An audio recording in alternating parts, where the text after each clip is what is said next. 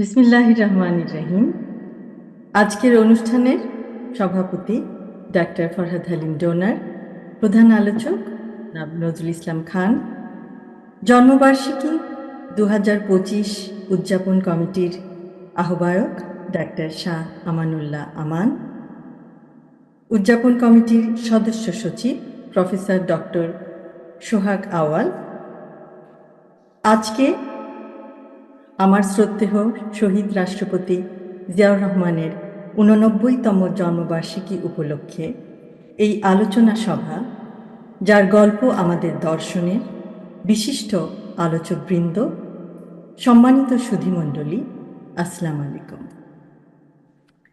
আজ স্মৃতিচারণ করতে গিয়ে আমার মনে পড়ে শৈশব ও কৈশোরে জাতীয় শিশু সংগঠন ও শিশু কিশোরদের প্রতিযোগিতামূলক অনুষ্ঠান নতুন কুড়িতে অংশগ্রহণের দিনগুলো। সেই দিনগুলিতে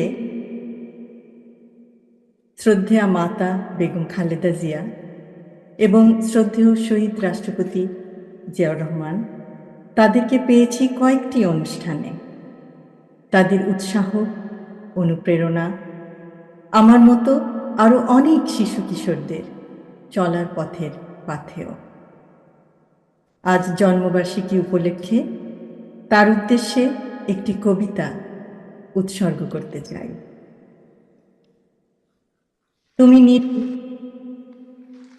তুমি গণতন্ত্রের প্রতীক, জনতার অধিকারের অতন্দ্র প্রহরী। তুমি অসাধারণ সাহসী মূর্তি। তুমি নেতা, তুমি কঠোর পরিশ্রমী। দিন কেটেছে তোমার সবার চিন্তায় বিরামহীন। তুমি সূর্যরশ্মি, চাঁদের আলোর মতো।